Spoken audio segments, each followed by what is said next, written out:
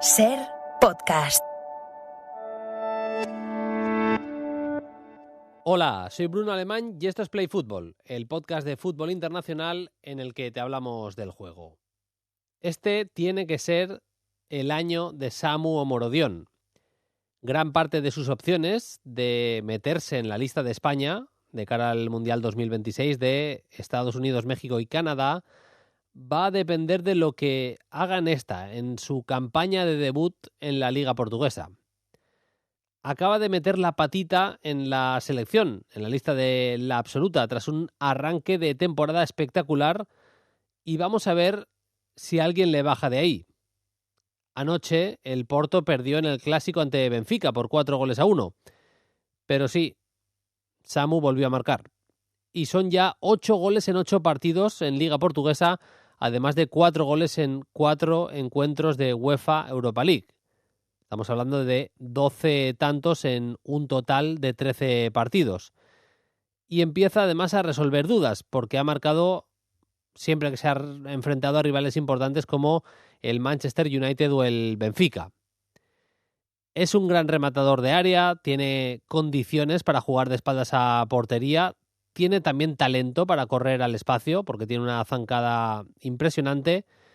Es verdad que le falta algo de calidad para jugar en espacios reducidos y para asociarse, pero no es difícil imaginar a una selección española con Samu titular, fijando centrales para favorecer que Nico y Lamine tengan un solo rival en la banda, solo al lateral al que superar, tirando desmarques también al espacio, eso lo hace bien Samu, para aprovechar la visión de juego de Lamine y compañía, o incluso también empujando a la defensa al área para que Dani Olmo pueda recibir liberado entre líneas. Y hay que tener en cuenta que Morata tendrá 34 años en el Mundial 2026 y que Joselu, que también le ha funcionado muy bien a Luis de la Fuente, tendrá 36. En este episodio de Play Fútbol vamos a hablar de la crisis del Manchester City, del empate entre Chelsea y Arsenal. Vamos a hablar de Estevão Willian, ese fenómeno que está llamando muchísimo la atención en Brasil y que ha firmado por el Chelsea. Y hay preguntas muy top de los oyentes, pero hemos encontrado a uno de los entrenadores más importantes que ha tenido Samu en su carrera y vamos a empezar por ahí. Arrancamos.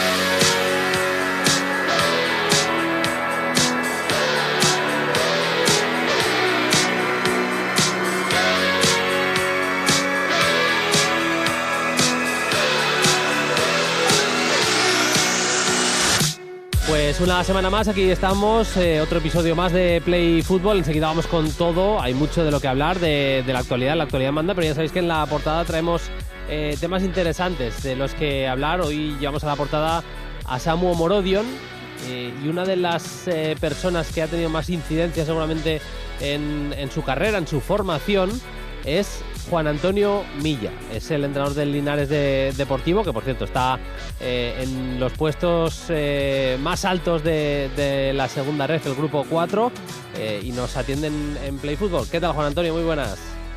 Hola, buenas tardes. Encantados de charlar contigo. Está el equipo viento en popa, está el Linares funcionando esta temporada, ¿eh? Sí, bueno, de momento acabamos de empezar, como quien dice, van 9 jornadas, pero bueno, contento con este inicio y bueno, a ver si somos capaces de mantener esta regularidad.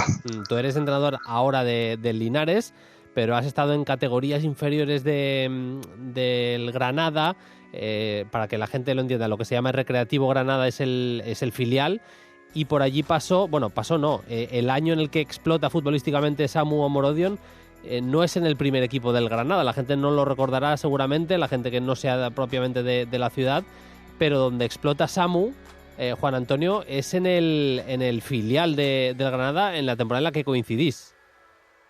Sí, con Samu, bueno, coincido primero en el año de juvenil, su segundo año juvenil, y bueno, ya hace un buen año, y el siguiente año que yo subo al filial, pues ese año de segunda ref en el filial donde apostamos por él y bueno, hace un gran año, la verdad. Tú, si no lo tengo mal apuntado, tú es enero de 2022 cuando pasas al Recreativo Granada, y él es en ese verano en el que apostáis por él. Esa pretemporada ya la hace con el primer equipo, y la 22-23 de Samu es la que tiene pues ese impacto goleador. Me parece que son 18 goles y le da, seguramente le ponen el escaparate, ¿verdad? Sí, esa temporada en la que bueno, a nivel ya de categoría senior, es la que él explota, en la que pues bueno, empieza pues eso, su último año juvenil con nosotros, pero jugando con edad senior, y bueno, hace pues un total de 18 20 goles que además pues bueno, le vale al equipo para conseguir el ascenso a primera federación. ¿Cómo era aquel Samu? Tendría 18, 17 años en aquel momento. Sí, cuando llega en edad juvenil, que nosotros es cuando nos llega su primer año, y bueno, lo recuerdo pues eso, como un jugador físicamente que ya se notaba, pues iba un paso por encima, pero bueno, a nivel de coordinación, a nivel técnico, pues con carencias, pero bueno, un jugador que visiblemente se le veía que tenía capacidad de crecimiento y de ir evolucionando. Tú lo describes como un jugador con carencias en lo técnico, pero que se le veía margen de mejora. Ahí siempre me queda la duda, Juan Antonio, y más con chavales que son jóvenes, si los entrenadores, porque además no hay una receta, yo creo, perfecta, ¿no? Y cada jugador necesita una cosa distinta, pero si pones el acento más en que mejore en sus debilidades, o en fomentar las virtudes y, por ejemplo, esa presencia física, esa capacidad para ganar duelos y demás, que no lo perdiera. Sí, al final, bueno, creo que con chavales jóvenes hay que hacer un global y trabajar pues todos los ámbitos, pero sí que es verdad que bueno, que se trabajaba bastante con él, pues sobre todo dar fuerza a esas fortalezas que él tenía, que visiblemente pues ya se veían, y que sobre todo también fuera consciente de esa mejora que puede tener, y de sobre todo pues de beneficiarse de esas cualidades que él tiene. Tú, en conversaciones con el club, en algún momento dices que ya está preparado para estar en el primer equipo, es decir, ¿tú le apadrinas de alguna manera? Bueno, yo en cierto modo, pues bueno, sí que me considero uno de los principales valedores, porque fui quien apostó por él en el filial. Pues bueno, todavía no, desde dentro quizás no se veía todavía como que estuviera preparado para estar con los jugadores senior, todavía no lo veían de esa manera, pero bueno, él solo fue demostrando a todo el mundo, y a mí también, pues que sí tenía la capacidad de crecer. Y bueno, no fue fácil porque bueno, en esas primeras jornadas, que como es lógico, pues el jugador se tiene que adaptar a una categoría nueva, a rivales pues con mucha más envergadura, pues jugadores ya hechos, pero que al final acabó demostrando de que estaba preparado, y que al final pues incluso pues nos dio rendimiento. Es un futbolista, en lo físico, ya lo ha visto la gente, potentísimo a la hora de ganar duelos. Tiene uno de los físicos más parecidos a Romelu Lukaku que hay en el mundo del fútbol, y tiene una característica, tiene las piernas muy largas, y eso hace que la zancada que tiene, por eso lo comparaba también un poco a Lukaku, la zancada, más allá de lo grande y lo potente que es, simplemente con ese cuerpo corriendo, tíralo, aunque le choques, lo vas a intentar, pero vas a chocar y vas a salir rebotado. Pero es que además las piernas son largas, y la zancada que tiene es tremenda, ¿eh? Sí, es un jugador que eso, nosotros también le intentamos hacer ver pues la fuerza que tenía en espacios abiertos, la capacidad, sobre todo pues en transiciones, cuando hay campo abierto, de poder correr, de que en esos espacios pues es complicado.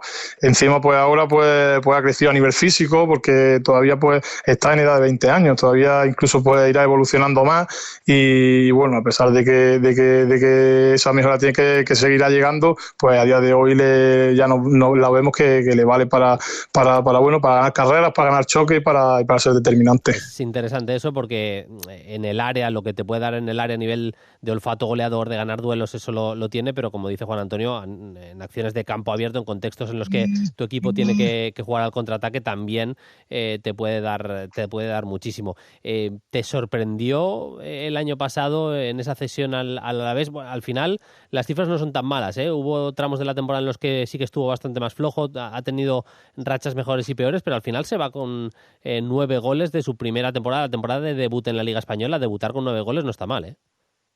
Sí, la verdad que son cifras, pues alarmantes en positivo, porque al final, pues bueno, es su primer año como jugador de categoría senior y hacer 9 goles en primera división, pues impacta. Y bueno, sucesión a la vez, al final creo que también fue un acierto, el perfil de equipo que era, que transitaba mucho y que a él le venía bien. Y bueno, pues al final consiguió una cifra de goles que le sirve para seguir creciendo. No sé si le está siguiendo, acaba de empezar en el Porto, pero vamos, le va la cosa genial, va como un tiro de momento, ¿eh? Sí que le sigo teniendo contacto con él, un chico encantador y del que bueno, guardamos muy buen recuerdo y bueno, no me sorprende porque bueno, desde que llegó aquí veíamos pues ese hambre, desde la humildad que siempre tenía de querer más y bueno, venía también de haber pasado años complicados y que a día de hoy pues gracias a Dios ha revertido esa situación y le va muy bien. Y para ir cerrando, la gran pregunta que se hace todo el mundo es si en el futuro le puede quedar grande o no ser el 9 de la selección española. Hay una cosa muy clara, Juan Antonio, cualquiera que vea un poquito de fútbol puede ver que son dos delanteros muy distintos, Álvaro Morata y Omorodion. Yo creo que eso le da opciones de convivir con Morata en listas de convocados y demás, pero sí que es cierto que te pones a pensar en 2026 y lo normal es que Samu haya crecido futbolísticamente y vamos a ver si no es el delantero centro ya de España en el próximo Mundial, ¿eh? Sí, la verdad que bueno, tener esas características que él tiene te da variantes al final distintas, como bien dice, al final es un jugador distinto a Morata que puede aportar cosas distintas y eso pues le puede abrir aún más la puerta. A nivel de gol, pues ya estamos viendo, está a nivel de los grandes jugadores a día de hoy en Europa, porque bueno, ya está jugando en la primera división de Portugal, está jugando Europa League y bueno, a día de hoy está demostrando que está preparado para ello. Totalmente. Juan Antonio, te agradecemos que hayas estado en Play Fútbol, te deseamos suerte con la temporada en el Linares y nada, te enviamos un abrazo. Hasta la próxima y gracias por atendernos. Muchas gracias a vosotros, un saludo. Tramito ya para la actualidad, después de dedicar la portada a Samu Omorodion, saludo ya a mi compañero, mi amigo Paquillo Mariscal. ¿Qué tal, Paquillo? Muy buenas. Hola, Bruno, ¿qué tal todo? Pues hemos vivido un fin de bastante intenso en el fútbol internacional, la cuarta derrota del Manchester City de Guardiola, algo histórico, ese empate a 1 ayer entre Inter y Nápoles que deja ese liderato para el Nápoles, se salvó el equipo de Antonio Conte, que sobre todo compitió muy bien. Bueno, tenemos donde elegir. Vamos a analizar un poquito más a fondo 4 temas y hay preguntas, Paquillo, muy interesantes, como por ejemplo nos piden cuál pensamos que puede ser el 11 ideal de Rubén Amorim en el Manchester United, que recordamos ayer fue su último partido con Sporting de Portugal, se incorpora ya a la disciplina del Manchester United, así que Paquillo, como siempre, bastante nivel de los oyentes en las preguntas, ¿eh? Sí, la verdad que te lo he dicho alguna vez y creo que está bien comentarlo en directo, tenemos oyentes que no merecemos nosotros. Bueno, ni yo, habla por ti. No, es broma. Bueno, es yo broma, hablo por ti, yo hablo por mí. Es broma, porque vaya nivelazo y sobre todo variada y gente muy ecléctica que dentro del tema te preguntan cosas, incluso que nos ponen las cosas difíciles y a mí me mola. El que, igual hay gente que no está de acuerdo, pero yo sí que lo creo, el que sí que merece la racha negativa que está teniendo es el Manchester City, 4 derrotas consecutivas. Lo voy a explicar rápido. Es verdad que el 4-1 contra el Sporting de Portugal es abultado, es verdad que te pones a mirar y la primera parte contra el Brighton, pues es cierto que el Manchester City dominó claramente, de hecho se fue ganando con un gol de Haaland, se fue 0-1. Si miras con lupa los últimos 4 partidos, es posible que haya habido tramos en los que haya sido superior que el rival, pero también es verdad Paquillo, que la línea del Manchester City no venía siendo buena, la línea de juego, que le gana con un gol de Stones en el descuento al Wolverhampton, que en el partido en casa contra el Southampton marca un gol Haaland en el minuto 5 y a partir de ahí empieza a vaguear un poquito el Manchester City y enfrente un Brighton de Hurseler, el técnico más joven de la historia de la Premier League, con tan solo 34 años, que nos sorprendió a todos, que está mostrando un nivelazo, Paquillo, el equipo del sur de Inglaterra, tremendo, ¿eh? Sí, cogiendo la dinámica de primero Graham Potter, después de Cherby. Es que es complicado, a pesar de que siempre hablamos de lo difícil que es coger el legado de equipos grandes, también cuando hay equipos que tienen una señal de identidad muy marcada, incluso que van evolucionando, porque una evolución de Potter a de Cherby, pero que bien lo está haciendo el técnico germano. También creo que tuvieron un mercado bastante positivo, creo que han fichado piezas muy acordes con el estilo, también con muchas ganas de demostrar, porque es gente muy joven. Pero con respecto al City, Bruno, tú lo decías, también hay que coger un poco con pinza algunos resultados, porque han tenido tramos que han sido muy superiores, pero al igual que cuando han estado francamente bien y todo el mundo lo hemos alabado, que bien está el City, mejor equipo de Europa, y han tenido partidos también cogidos con pinzas que han jugado francamente mal, pero se llevaban el gato al agua. Al final es una cuestión de dinámica y de mentalidad, aunque bueno, hay muchos factores. Evidentemente el epicentro, el núcleo de la baja de Rodri, que para que veamos el porqué de Balón de Oro, ¿no? Para toda aquella gente que votaba por Vinicius o por Mbappé o por otro futbolista, ahí no me meto. Pero también, por supuesto, la baja de Stones, Akanji, Ake, hay una columna vertebral en cuanto a salida de balón, una red de seguridad, una serie de piezas que le permitían jugar de otra forma, diferente, bloque más arriba, mayor control. También se ha vuelto a lesionar Grealish, que es un futbolista que también te puede dar esa estabilidad con la pelota. Está apostando Guardiola por experimentar mucho, que siempre ha sido algo que hemos alabado de él, ¿no? Siempre ha experimentado para bien, pero yo creo que está experimentando porque no le acaban de salir las cosas. Sí. Luego hay otra cosa, que es la 9ª temporada de Guardiola en Manchester. Yo no es que crea solo en los ciclos cortos. A mí me parece que un entrenador, si lo está haciendo bien, bueno, como es el caso de Guardiola. Guardiola ganó la Champions, si no me equivoco, es en la 7ª temporada en Manchester. En este caso, tener paciencia a los dos les fue bien, porque consiguieron el que era el objetivo cuando llega la gente de Emiratos, de Abu Dhabi, mejor dicho, a Manchester, que era ganar la Copa de Europa. Lo consiguieron, estuvieron muy cerquita en 2021, llegaron a la final, la perdieron contra el Chelsea, un par de años después, en 2023, la pudieron ganar en esa final contra el Inter. No vamos a ponernos a discutir ahora lo que ha conseguido Guardiola, pero claro, al final tú ves las mismas caras siempre, con ese nivel de exigencia que tiene Guardiola con los futbolistas, y es complicado que el mensaje siga calando igual que el primer día. Y no sé si lo ves igual, Paquillo, pero yo creo que en las posibles soluciones, porque hablabas de las bajas, que es evidente, más allá de las bajas, ningún futbolista a nivel individual, ni siquiera Haaland, me atrevo a decir, está en su mejor momento, está en un nivel parecido a su top. Me atrevo a decir que ninguno. Haaland, de hecho, viene de fallar, marcó sí contra el Brighton, pero viene de fallar un penalti y fallar ocasiones bastante claras en Alvalade contra Sporting de Portugal. Ninguno de los centrocampistas, De Bruyne porque sale de lesión, Bernardo por lo que tú quieras, Gundogan porque empieza a tener una edad, ninguno está en su mejor nivel. Yo creo que Kovacic, para el marrón que se está comiendo, que es el de hacer de medio centro, pues aún está aguantando el tirón. De hecho, la asistencia en el gol de Haaland es suya, pero vamos, es que el resto de plantilla está por debajo de lo que se podía esperar, y a nivel táctico también. El equipo en muchos momentos está muy largo, Hurseler con envíos en diagonal hacia los extremos, con alguna fijación a los laterales, ya encontraba solo al extremo. En la segunda parte es un repaso por momentos del Brighton al Manchester City, y no sé si estás de acuerdo, que es la que te iba a tirar, Paquillo, pero en las posibles soluciones, que yo creo que tiene solución la temporada del Manchester City, igual que la del Real Madrid.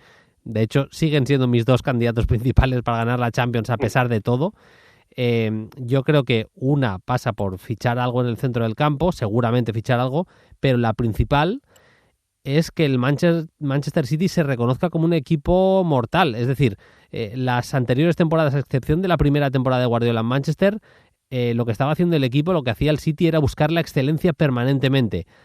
Ahora igual tiene que buscar competir, igual no tiene que llegar a esos puntos de excelencia y simplemente tratar de ganar los partidos, no voy a decir como sea, pero sí con ese extra de competitividad que no habían necesitado ninguno de los otros años. Es una pantalla nueva, casi te diría que incluso videojuego nuevo en la etapa, en la era de Guardiola en el City. Sí, escuchándote, Bruno, es verdad que no hay precedente. Quiero decir, Guardiola tanto en Múnich como en Barcelona estuvo una etapa más cortita, ganó lo que ganó y se fue. Pero claro, es que 9 temporadas es muy difícil para técnicos de este nivel, lo que exigen tácticas mentalmente y dónde estás, que tienes que ganarlo siempre todo, ¿no? Si están equipos de menor índole, bueno, pues puedes permitirte tener un proyecto más largo. Yo pienso, como tú, sí pienso que quizás Kovacic es el jugador que mejor y más está entendiendo qué necesita el equipo, por mero rendimiento individual. Creo que tampoco lo están acompañando ningún centrocampista, ni incluso Rico Luis, que lo coloca muchas veces ahí como lateral interior. Pero sí que pienso que quizás volver a la esencia de hace 2 cursos, cuando ganó la Champions, con ese famoso, el repaso que dieron al Real Madrid, ya sabemos todos, y sobre todo lo bien que estuvo todo el curso cuando fue un poquito más pragmático Guardiola, doble pivote, y sobre todo jugar con esos 4 centrales, aunque luego no sean centrales como tal, pero que le dan ese sin balón, esa seguridad. Creo que quizás, tú has dicho la palabra mortalidad, pero bueno, resetar un poco y pensar que bueno, que son equipos que pueden perder y que esa brillantez absoluta del 100% que exige Guardiola, pues bueno, a lo mejor ha llegado también el momento en el que hay que jugar a otra cosa, que ya lo hemos estado viendo con Savinho y con Doku, quizás sea un equipo más vertical, a veces más contragolpeador y no pasa absolutamente nada. O quizá ha llegado ya el fin de la etapa de Guardiola, que también puede ser, Bruno. Sí. A ver, se va acercando el final de la etapa de Guardiola, veremos cómo la cierra, veremos cuándo y cómo la cierra, evidentemente. Vamos con más temas, tenemos que hablar del Chelsea 1, Arsenal 1, vamos a hablar de Mateus Cunha y vamos a cerrar con el mejor jugador de la Liga brasileña, que muchos, si habéis estado mínimamente atentos al fútbol internacional, ya lo conocéis, a pesar de que tiene tan solo 17 años.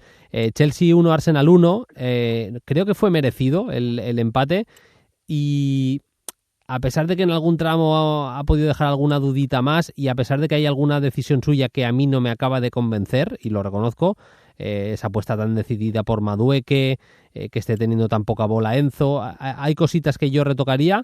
Pero te digo la verdad, Paquillo, me está gustando el trabajo de Enzo Maresca al frente del Chelsea, teniendo en cuenta el verano que ha tenido el Chelsea de tropecientos mil fichajes, de tener que gestionar 2 plantillas prácticamente enteras, un mercado en el que seguramente la mayoría de futbolistas estaban descontentos porque no tenían ni idea de lo que iba a ser su futuro. La gestión de Maresca me parece buena, y sobre todo te diría que se ve un equipo trabajado, que tácticamente ahí está la mano de Enzo Maresca. Sí, también con 2 etiquetas muy claras. Una, que es ese, bueno, de ese grupito de alumnos de Guardiola, ¿no? Como pasó con Vincent Kompany, que esa etiqueta la tiene encima, de que, bueno, y la otra muy claramente de pues, esa vorágine, de las críticas que han tenido muchos futbolistas que se han quedado fuera de la plantilla, porque es que fue un auténtico polvorín el verano pasado. Estamos hablando de un videojuego prácticamente, los jugadores disponibles que tenía Maresca para elegir quién se quedaba y quién no. Es un equipo que tiene rasgos muy identificativos, un equipo que intenta hacer cosas a partir de la pizarra. Yo creo que, como tú bien dices, se nota el trabajo de Maresca previo al entrenamiento, sobre todo en la adaptación al rival, porque es un equipo que también que a veces camaleónico, no rehuye tampoco a ceder a veces la pelota, aunque siempre intenta ser un poco protagonista y presionar arriba y recuperar rápido. Yo tampoco estoy de acuerdo con lo de Enzo Fernández. Yo creo, no tengo ninguna información, Bruno, que probablemente sea algo también extradeportivo, pero digo con él, con el propio Maresca, porque si no, no se entiende, porque cada vez que ha jugado el nivel físico lo tiene, pero un equipo que quizás le falte todavía un poquito, sobre todo ese centro del campo. Yo creo que Caicedo muy bien, pero con labia, no terminan a mí personalmente creo que no terminan de conectar bien, pero a mí el Chelsea yo no apostaba ni un duro por donde está ahora mismo.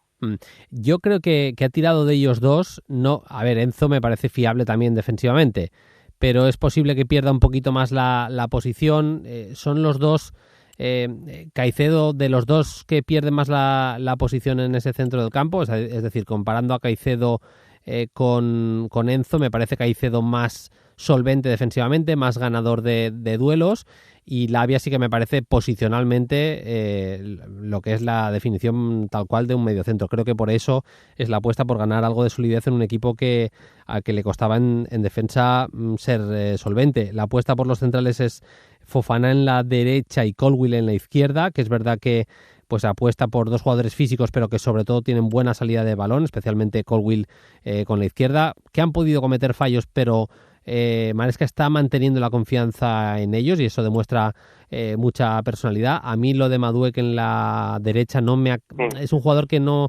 me acaba de cerrar, que en la toma de decisiones a veces le veo algo errático. Yo reconozco que soy un poquito más de jugar con Neto en la derecha seguramente y tratar de buscar otra solución en la izquierda, o incluso meter a Palmer ahí de falso extremo diestro, buscar otra solución seguramente a Madueke, pero bueno, es verdad que precisamente en Premier la racha es bastante mala, pero a mí el equipo me parece bien trabajado. En Europa League va de goleada en goleada, así que bueno, quería destacar el trabajo de un buen Chelsea que mereció como mínimo el empate, creo, en el partido contra el Arsenal. Marcó primero Martinelli, lo empató precisamente Pedro Neto cuando pasó a la banda derecha.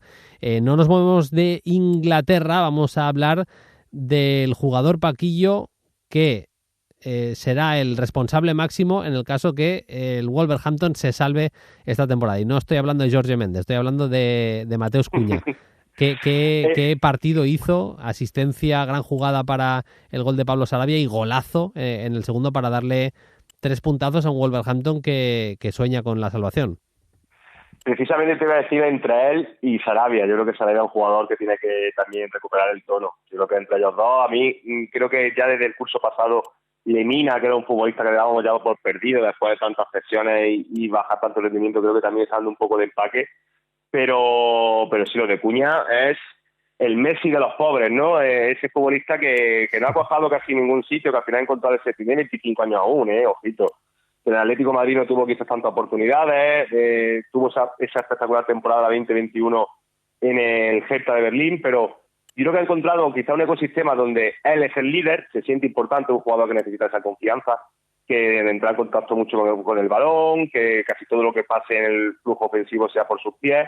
Y ya el curso pasado, Bruno, fueron 14 goles, 8 asistencias, en un Wolves que cada año se devalúa más, en un Wolverhampton que yo diría que de la salida del Nuno Espíritu Santo vaya de capa caída, pero es que es brillante la que destacar que Cunha, dentro de esos tapados, ¿no?, que no están en los grandes focos, sigue dejando grandes opciones. Sí, es verdad que se da una circunstancia con él, que está jugando bastante Strand Larsen, el ex del Celta, Paquillo, y eso le permite, le ha acabado poniendo el entrenador en varias posiciones, por detrás del punta, algo más caído a la izquierda, pero en cualquier caso tiene alguien de referencia que fija un poquito más a centrales, y eso le da él libertad para aparecer por donde quiera, que creo que su fútbol tiene bastante que ver con eso, ¿no? Con él sentirse libre, aparecer más o menos por donde quiera, y ahí es un futbolista muy, muy peligroso que a mí me está llamando la atención que prescindieran de él en la selección brasileña, ¿eh? Sí, bueno, la selección brasileña también es un auténtico polvorín, estamos hablando de polvorín este programa, pero sí sorprende porque tampoco que estén muy dotados de talento esta actual selección brasileña. A mí me parece que, como tú bien comentabas, es verdad que el fichaje general se le ha venido bien. La dirección deportiva ya iba por ahí cuando ficharon a Karasic, que ya casi nadie se acuerda de él porque se rompió el ligamento. Pero es verdad que cuando ha jugado Hee-chan Hwang, el coreano, que es otro tipo de futbolista, o ha tenido que jugar Pepe Cuña de falso 9, no se siente igual de cómodo porque no juega igual de espalda portería ni a ese perfil de delantero. Pero bueno, como tú bien decías al principio, para cerrar, si Sarabia y él se entienden, pues tiene mucho ganado el Wolves, al menos para sacar el cuello del agua, ¿no? Sí, totalmente. Veremos si en las próximas listas de Brasil entra Mateus Cunha. El que sí que ha entrado es Estevão Willian. La sensación del fútbol brasileño, Paquillo, va a cumplir 18 años en el mes de abril. Recordamos que está jugando en Palmeiras, pero que ya es propiedad del Chelsea, está jugando cedido, ha pagado el Chelsea 34 millones de euros por él, y es ahora mismo máximo goleador con 12 tantos y máximo asistente con 8 asistencias de gol. De hecho, suyo fue el gol de el partido contra el Gremio el pasado viernes, que le daban los 3 puntos a un Palmeiras que sigue ahí peleando por el Brasileirao, por ser campeón de Brasil. Sí, se ha convertido en el primer jugador que tiene menos de 18 años, está hablando de un tipo de 2007. Bruno, tú y yo estábamos en el 2007 viendo cómo creo que el Liverpool le ganaba la Champions al Milan, ¿no? En la vendetta de los de Estambul. Quiero decir que somos muy mayores o es muy joven el chico, pero el menor de 18 años llegaba a las 20 contribuciones en goles en la historia del Brasileirao. Bueno, un proyectazo, uno más, ¿no? De esos, ¿por qué no decirlo? Nuevos Pelé, nuevo Neymar. Vamos a ver si al chaval le dan tiempo, porque de todo lo que ha salido en los últimos años es el que mejor pinta tiene, pero que son 17 años. A mí es que me da mucho miedo cuando hablamos de este tipo de futbolistas, sobre todo de Sudamérica, porque vemos tantas veces que emigran brasileños, le cuesta su tiempo de adaptación, véase Vinicius o argentino, pero desde luego es una maravilla verlo jugar, zurdo, que juega pegado a la banda derecha, que también puede jugar por dentro. Ya no solamente los goles de asistencias, completa una media de 5 de casi 3 regates que intenta. Bueno, es un lujazo, la nueva perla brasileña, pero piano, ¿no? En principio, el Chelsea cuenta con él ya para 2025. Es un futbolista que puede jugar en la banda derecha o en la media punta. A mí donde más me gusta es partiendo como extremo. Tiene un regate en seco tremendo, ese cambio de ritmo, cómo se gira, la técnica también para controles orientados. Buen disparo, tiene un disparo muy, muy venenoso y buena visión de juego también. Me parece un jugador muy, muy completo. Es verdad que le falta algo de consistencia, también por la edad, es que al final tiene 17 años y de repente, claro, es tan bueno que flipas porque falla un pase de 6 metros y dices, pero si te está metiendo pases de gol y goles cada 2x3, ¿cómo puede fallar este pase? Pues en un jugador de 17 años es normal, no es ninguna locura. Insisto que la idea del Chelsea es que ya en 2025 se forme parte ya de la primera plantilla del equipo, es decir, dentro de medio añito. Está yendo ya con Brasil, ha debutado, lleva ya 2 partidos con la absoluta, y con esto cerramos. Antes de las preguntas de los oyentes, Paquillo, no me parece tampoco una locura pensar que en junio de 2026 en una banda esté Vinicius y en la otra esté Willian. Sí, claro, evidentemente. Y Hendrix, a ver cómo está Rafinha, ¿no? Ahora mismo, Víctor Roque. La verdad que Brasil, ahora mismo es una Brasil de mínimo. Teniendo en cuenta la Brasil histórica, a mí ahora mismo la plantilla de Brasil me dice más bien poquito. Talento así ilusionan, dan fe y esperanza al fútbol brasileño y a la afición, porque lo necesitan, pero sí que es cierto. Yo quería hacer otra reflexión, Bruno, con respecto al Chelsea. Hay que recordar que también llega Kendry Páez en 2025. Sí. Lo que yo no sé que con Sancho, Neto, Palmer, Joao Félix, Madueke, Nkunku, todos no caben, Jackson, Mudryk, o sea, lo digo pensando en el futuro de chicos como el brasileño Kendry Páez. Por eso digo que más vale que tengan una expresión positiva o que tengan un entorno muy bueno cuando lleguen a Londres, porque si no se pueden quedar por el camino. No, el Chelsea está fichando mucho, pero especialmente, como muy bien apunta Paquillo, está fichando mucho en esa zona de justo por detrás del delantero.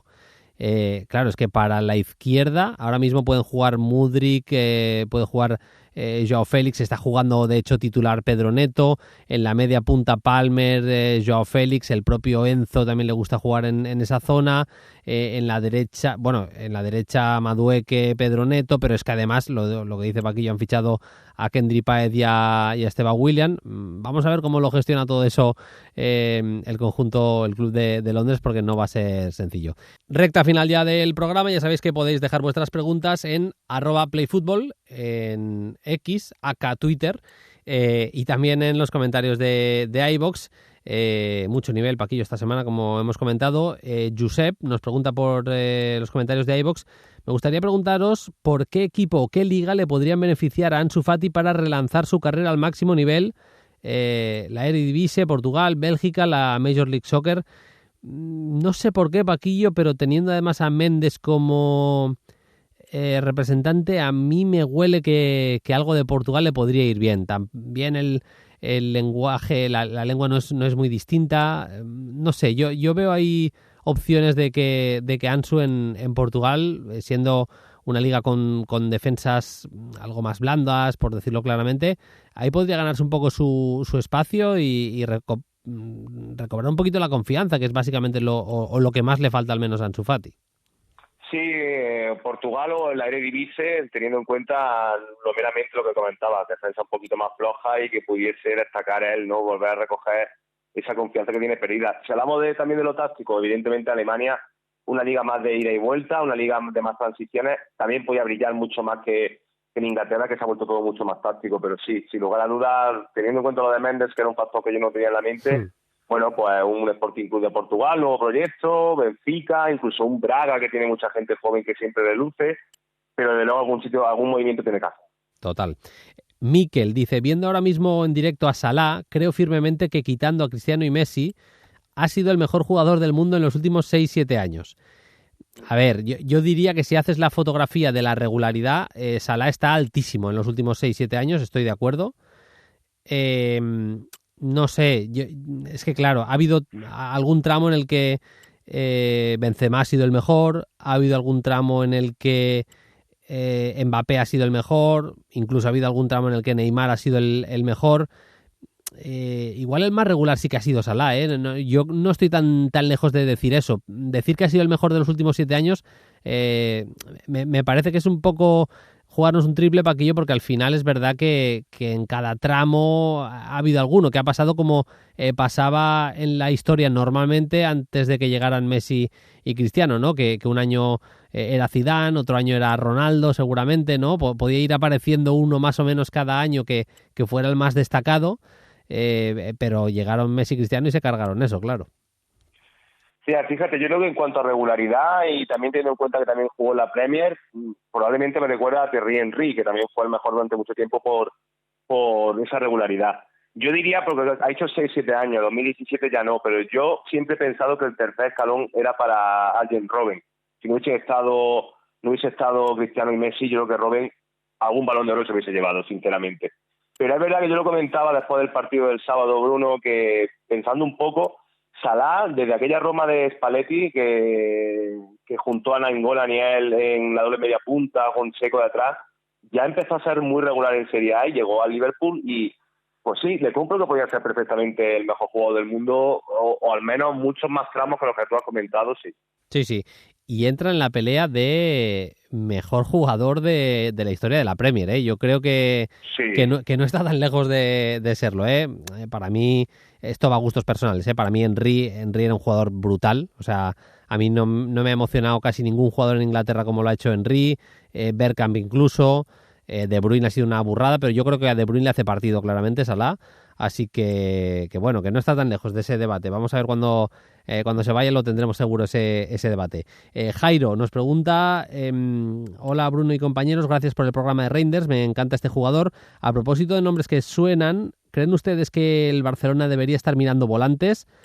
A pesar de ser muy buenos Reinders, Enzo Fernández y otros, creo que el Barça está plagado de excelentes volantes. Otra cosa es mirar un futuro reemplazante de Lewandowski, el cual creo que le da para otro año más, o de un portero de quilates si Ter Stegen no vuelve pronto.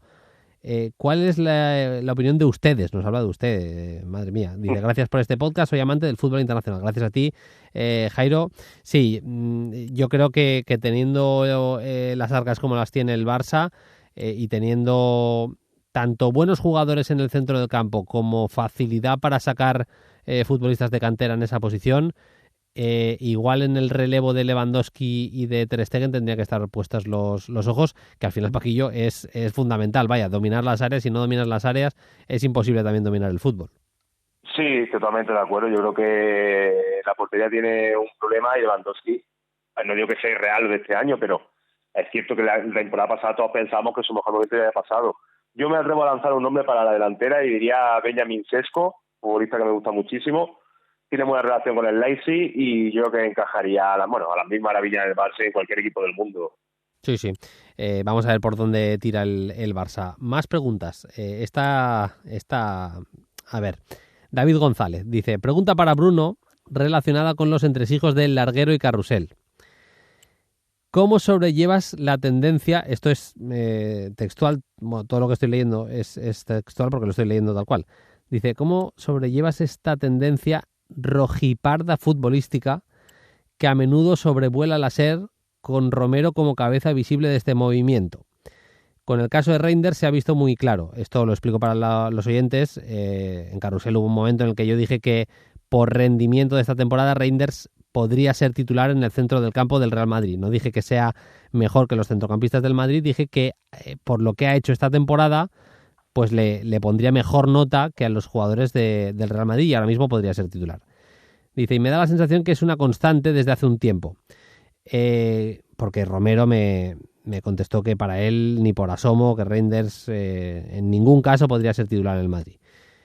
Dice, con lo de rojipardo futbolístico me refiero a esa tendencia bastante conservadora y con claros tintes nacionalistas habitual en los periodistas que cubren la actualidad del Real Madrid, que tiende a ningunear la calidad de aquellos futbolistas y equipos internacionales que muchas veces no están en la élite mundial. Y todo ello bajo la etiqueta acusadora de panenquitas. Un saludo y gracias por brindarnos este espacio de conocimiento y reflexión todos los lunes. Abrazos desde Compostela. Pues abrazos a Galicia, abrazos a Compostela de vuelta. David, la pregunta, a ver, tiene gracia la pregunta porque tenemos ahí una especie de pique con Romero, que siempre estamos con lo mismo. Él cree que yo y Axel y Fermín y Paquillo y compañía le damos mucha bola a jugadores de fuera, que no valoramos suficiente al futbolista español, y en muchos momentos igual ha tenido razón. Yo creo que es bastante posible. También creo que hay una parte de juego radiofónico y que funciona bastante bien porque hay mucha gente que lo destaca y yo me divierto, la verdad. Algún día pues sube el tono un poquito más y si lo hemos hecho últimamente y le ha molestado a alguien, pues lo sentimos. Pero es divertido y es radio al final, que nadie se lo tome a mal porque no tengo absolutamente ningún problema, al contrario, con Antonio Romero. Lo he explicado bien, Paquillo, he salido bien del regate, ¿no? He hecho ahí... Perfectamente, ha salido del regate como el mejor Figo de que llegó al Barça en los 90, vaya. He hecho ahí un Dani Olmo, estaba ahí entre líneas, me venía el pivote ahí a morder, he hecho un control orientado y he salido ahí como he podido, sí. Bueno, Alberto Cirilo, esta te la tiro a ti, Paquillo. Dice, ¿no pensáis que ya lo tiene suficientemente difícil el portero en un penalti como para tener que aguantar paraditas en la carrera del lanzador? Se refiere a esas semiparadiñas que vemos a veces en los delanteros. Pues sí, me parece que sí, pero al final tú hablas antes de juego radiofónico y ahora de juego mental. También lo tiene muy difícil un lanzador, ¿no? Cuando queda delante al Dibu Martínez. Al final eso es algo que también le da salsa al juego, pero es verdad que algunos pues... Ya las paraditas tipo Jorginho se pueden entender, pero hay algunos que a mí personalmente no me gusta cuando hacen son tan estrafalarios antes de patear la pelota, ¿no? Sí, a mí me pone un poco nervioso, especialmente lo del saltito. Ese saltito que pegan algunos, lo empezó haciendo, no sé si era Jorginho de los primeros, lo ha hecho bastante Lewandowski. Recuerda, Bruno, a Mendieta. Mendieta era para poner nervioso a todo el mundo, ¿eh? Sí, pero Mendieta, vaya lanzador fiable de penaltis. Era una cosa escandalosa, Mendieta desde los 11 metros. Esta es buena, Paquillo, va. David Curiel dice, a ver, 11 ideal de Amorim en el United. Supongo, no lo dice como pregunta, pero supongo que nos está preguntando por cuál sería nuestro 11 o cuál creemos que puede ser el 11 con Amorim en el banquillo. Lo primero, Paquillo, yo te digo, me he preparado un 11 con tres centrales porque siempre le he visto jugando así. Igual ahora cambia, pero yo de momento me he preparado tres centrales.